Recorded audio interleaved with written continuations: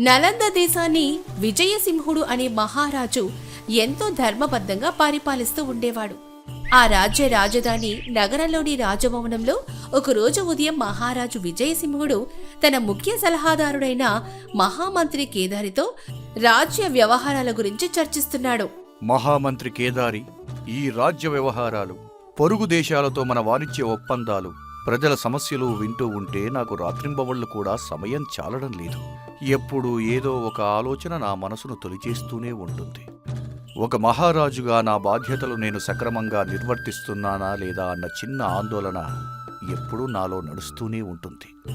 ప్రభు, మీ పాలనలో నలందా దేశ ప్రజలు ఎంతో సంతోషంగా సుభిక్షంగా ఉన్నారు. మీరు పగలు రాత్రి అనే తేడా లేకుండా రాజ్యాభివృద్ధి కోసమే శ్రమిస్తున్నారు. మీలాంటి పరిపాలకుడు దొరకడం ఈ దేశ ప్రజల అదృష్టం. కానీ మహారాజా, ఒక మనిషిగా మీకు కూడా కొంత విశ్రాంతి అవసరం. మీ మెదడుకు, శరీరానికి ప్రశాంతత కావాలి. నిజమే కేదారి, నేను కూడా అదే అనుకుంటున్నాను. ఈ రాజభవనపు 4 గోడల మధ్య ఎప్పుడూ ఈ చట్టాలు, తీర్పులు, మంత్రులతో సమావేశాల మధ్య నా మనసు బాగా అలసిపోయింది. కొద్ది రోజులు ఈ రాజకార్యాలకు దూరంగా ప్రకృతి ఒడిలో గడపాలని నా మనసు ఆరాటపడుతుంది. అయితే మహారాజా, దానికి మీరు ఎక్కడికో వెళ్లవలసిన అవసరం లేదు. మన రాజభవనం వెనుక ఉన్న విశాలమైన ఉద్యానవనంలోకి వెళితే సరిపోతుంది కదా. మన ఉద్యానవనం ఎంతో గొప్పది. రంగురంగుల పూల మొక్కలతో, చల్లని గాలులతో అది ఎంతో అద్భుతంగా ఉంటుంది. అవును కేదారి, మన ఉద్యానవనం చాలా గొప్పది. దానికోసం నేను ఎన్నో వేల బంగారు నాణాలను ఖర్చు చేశాను. ఎక్కడెక్కడి నుండో అరుదైన మొక్కలను తెప్పించాను. వందలాది మంది తోటమాలులు రాత్రింబవళ్లు ఆ తోటను కంటికి రెప్పలా కాపాడుతున్నారు. కాని ఏంటో కేదారి, రోజూ చూసే తోట కావడం వల్లో ఏమో, అందులో నాకు ఆ కొత్తదనం, నేను వెతుకుతున్న ఆ ప్రశాంతత పూర్తిగా దొరకటం లేదు. వారు ఇలా మాట్లాడుకుంటూ ఉండగా ఆ రాజ్యానికి చెందిన మరొక మహామంత్రి బదిరి ఎంతో ఉత్సాహంగా, సంతోషంతో రాజ్యసభలోకి ప్రవేశించాడు. నేరుగా మహారాజు దగ్గరకు వచ్చాడు. మహారాజా, విజయసింహ మహారాజుకు జయహో. ప్రభు, నేను మీకు ఒక అద్భుతమైన విషయం చెప్పటానికి ఎంతో తొందరగా పరిగెత్తుకుంటూ వచ్చాను. ఏమిటి బదిరి ఆ వార్త? నీ మొహంలో అంత ఆనందం ఉట్టిపడుతోంది. మన సైన్యం ఏదైనా యుద్ధంలో గెలిచిందా? లేక మన రాజ్యానికి ఏమైనా కొత్త నిధులు దొరికాయా? ఏమిటా అద్భుతం? అవి ఏవీ కావు ప్రభు. నేను ఒక అద్భుతమైన స్థలాన్ని చూసి వస్తున్నాను. మన రాజధాని నగరం పొలిమేరలో, ఆ అడవికి ఆనుకొని ఉన్న ప్రాంతంలో అమృతానంద అనే గొప్ప గురువుగారి ఆశ్రమం ఉంది. అమృతానంద గురువుగారు? ఆయన పేరు నేను కూడా విన్నాను, బదిరి. ఆయన శిష్యులకు ఉచితంగా ఎంతో గొప్ప విద్యను బోధిస్తారని, ఆయన పాఠాలు చెప్పే విధానం చాలా సులభంగా, అద్భుతంగా ఉంటుందని మన నగరంలో చాలామంది మాట్లాడుకుంటుంటారు.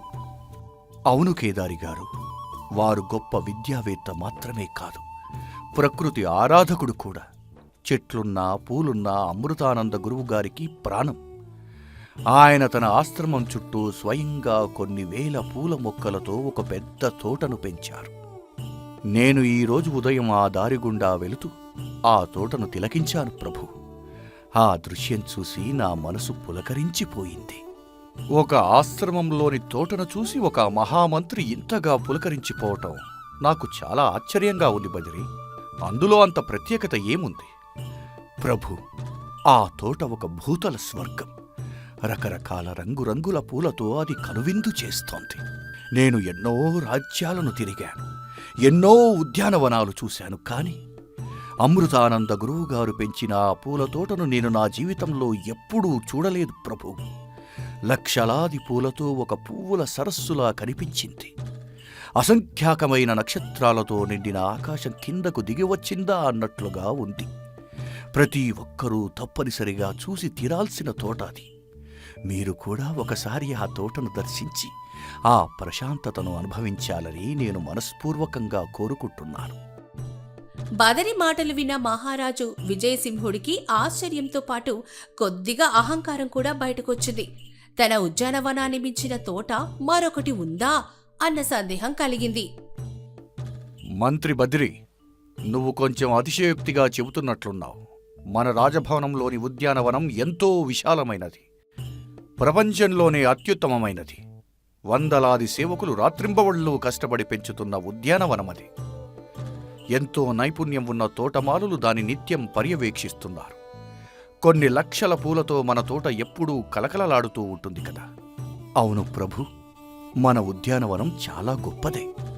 మరి అలాంటప్పుడు ఒక సాధారణమైన అటవీ ప్రాంతంలో ఒక గురువు పెంచుతున్న తోట మన ఉద్యానవనంతో పోటీ పడగలదా? దానికి సరితూగే పూలతోట వేరొకరికి ఉండడం సాధ్యమేనా? అది ఒక సాధారణ గురువు తన సొంత చేతులతో అంత అద్భుతంగా పెంచటం అయ్యే పనేనా? నువ్వు ఏదో భ్రమపడి ఉంటావు బద్రి. నన్ను క్షమించండి మహారాజా. మొదట్లో నేను కూడా సరిగ్గా మీలాగే అనుకున్నాను. అది కేవలం ఒక చిన్న ఆశ్రమం, అందులో ఏముంటుందిలే అని తక్కువ అంచనా వేశాను. కానీ దగ్గరికి వెళ్ళి చూస్తే అద్భుతం, అమోఘం. అక్కడ డబ్బుతో పెంచిన అందం లేదు ప్రభు, భక్తితో, ప్రేమతో పెంచిన జీవం ఉంది. ప్రతి పువ్వు నవ్వుతున్నట్లుగా అనిపించింది. నేను చెప్పేది అక్షర సత్యం ప్రభు. అలాగా? ఒక మహామంత్రి స్థాయిలో ఉన్న నువ్వే అంతగా చెబుతున్నావంటే ఆ తోటలో నిజంగానే ఏదో ప్రత్యేకత ఉండే ఉంటుంది. అయితే మేము కూడా ఆ తోటను తప్పక దర్శించవలసిందే. నా కళ్ళతో నేనే స్వయంగా ఆ అద్భుతాన్ని చూడాలి అనుకుంటున్నాను. అలాగే ప్రభు, నేను వెంటనే ఆ ఆశ్రమానికి మన భటులను పంపి ఏర్పాట్లు చేయిస్తాను. వెంటనే ఆ గురువుకు కబురు పంపండి కేదారి. రేపు ఉదయం సూర్యోదయం సమయంలో మహారాజు, మహారాణి మరియు మన ముఖ్యమంత్రుల బృందం వారి తోటను తిలకించడానికి వస్తున్నారని వారికి తెలియజేయండి. ఒక మహారాజు వస్తున్నాడని ఆ గురువు ఏమాత్రం కంగారు పడకూడదు. ఎలాంటి ప్రత్యేక ఏర్పాట్లు అవసరం లేదని కూడా వారికి చెప్పండి. చాలా సంతోషం ప్రభు. ఈ వార్తను నేను స్వయంగా వెళ్లి గురువుగారికి తెలియజేస్తాను. బదిరి ఆ రోజే ఆశ్రమానికి వెళ్లి మరుసటి రోజు మహారాజు రాక గురించి అమృతానంద గురువుకు చెప్పాడు. మరునాడు ఉదయం సూర్యకిరణాలు భూమిని తాకుతున్న సమయంలో మహారాజు విజయసింహుడు, మహారాణి, మహామంత్రి కేదారి, బదరి మరియు కొంతమంది ముఖ్య సైనికులు అమృతానంద ఆశ్రమానికి చేరుకున్నారు. ఆశ్రమ వాతావరణం ఎంతో నిశ్శబ్దంగా, ప్రశాంతంగా ఉంది. అమృతానంద గురువుగారు స్వయంగా ముందుకొచ్చి వారందరినీ సాదరంగా ఆహ్వానించారు. నలందా దేశ మహారాజుకు, మహారాణికి మరియు మంత్రులకు నా ఆశ్రమానికి స్వాగతం. మీ రాకతో ఈ ఆశ్రమం ఎంతో పవిత్రమైంది. దయచేసి లోపలికి రండి. నమస్కారం గురువర్య. మీ పేరు, మీ విద్యార్థులకు మీరు చేస్తున్న బోధనల గురించి నేను ఎంతో గొప్పగా విన్నాను. దానికి తోడు మీరు పెంచిన పూలతోట మా రాజభవన ఉద్యానవనం కంటే అద్భుతంగా ఉంటుందని మా మంత్రి బదిరీ చెప్పాడు. ఆ ప్రకృతి సౌందర్యాన్ని చూడాలనే కుతూహలంతో ఇక్కడి వరకీ వచ్చాం. సౌందర్యం అనేది చూసే కన్నుల్లో, అనుభవించే మనసులో ఉంటుంది మహారాజా. నా తోట ప్రకృతి మాతకు నేను చేసుకున్న ఒక చిన్న పూజ లాంటిది. దయచేసి ఇటువైపు రండి. మిమ్మల్ని నా తోటలోకి తీసుకువెళతాను. అమృతానంద గురువుగారు ముందు నడుస్తూ ఉండగా మహారాజు, మహారాణి మరియు మంత్రులు ఆయన వెనక నడుస్తూ తోట ప్రవేశం ద్వారం వద్దకి చేరుకున్నారు. మహారాజు లక్షలాది రంగురంగుల పూలను చూడవచ్చని ఎంతో ఆశగా తోటలోకి అడుగుపెట్టాడు. కాని లోపల దృశ్యం చూసి వారందరూ ఒక్కసారిగా నిశ్చేష్టులయ్యారు.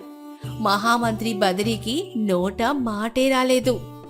ప్రభు, నాకు ఏమీ అర్థం కావటం లేదు. నిన్న ఉదయం నేనిక్కడికి వచ్చినప్పుడు ఈ తోట నిండా కొన్ని లక్షల ఎర్రటి, పసుపు పచ్చని, నీలం రంగు పువ్వులు నాకు వికసించి కనిపించాయి. ప్రతి మొక్క పూల భారంతో వంగిపోయింది. కాని ఇప్పుడేంటి ఇలా ఉంది? ఆ తోట మొత్తం చాలా విశాలంగా ఉంది.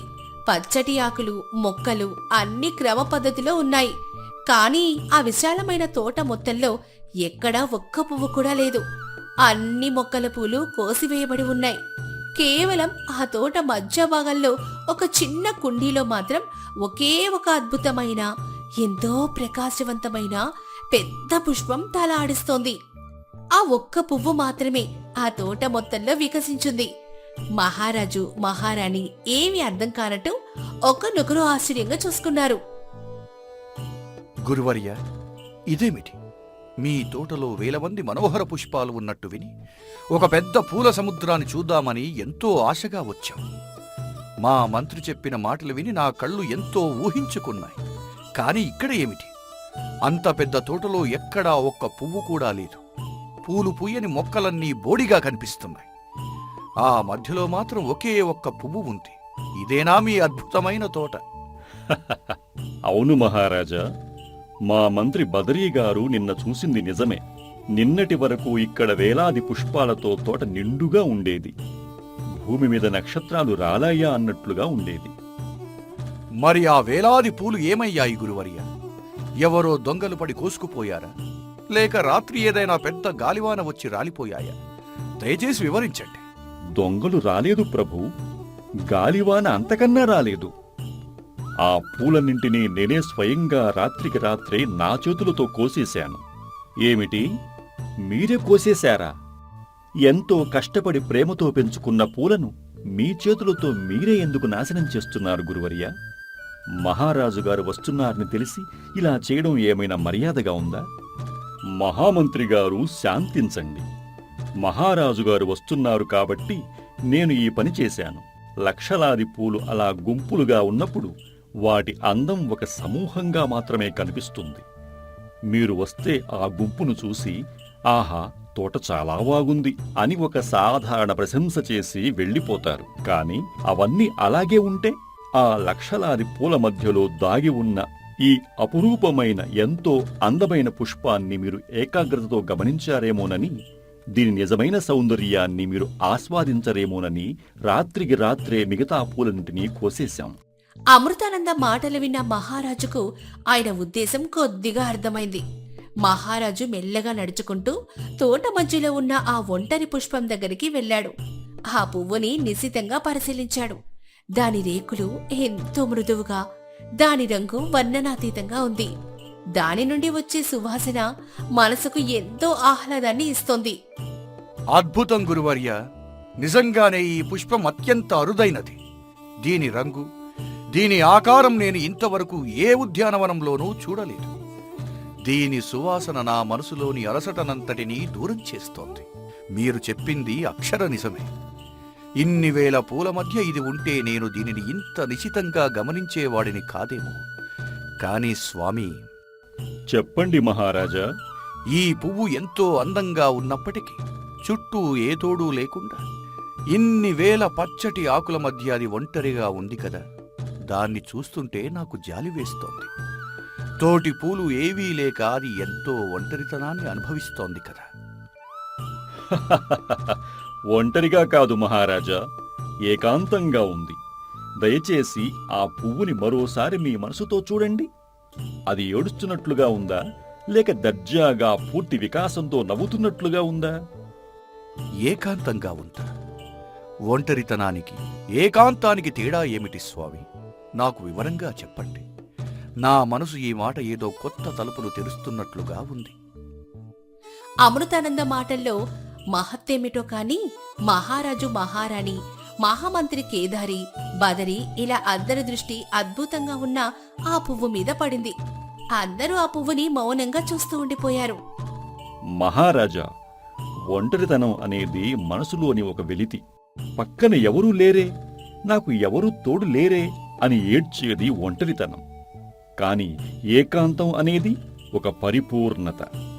తనకి తానే తోడుగా, తనలోనే తను ఆనందాన్ని వెతుక్కుని ఎవరి మీద ఆధారపడకుండా వికసించేది ఏకాంతం. ఈ పువ్వు ఇప్పుడు ఒంటరిగా లేదు. తన ఏకాంతాన్ని ఆస్వాదిస్తూ ఎవరితోనూ పోటీ పడకుండా తన పరిపూర్ణమైన అందాన్ని ఈ సృష్టికి పంచుతోంది. గురువుగారి మాటలు వింటుంటే అక్కడ ఉన్న వారందరికీ ఏదో నిత్య సత్యం గోచరించినట్లుగా అనిపించింది.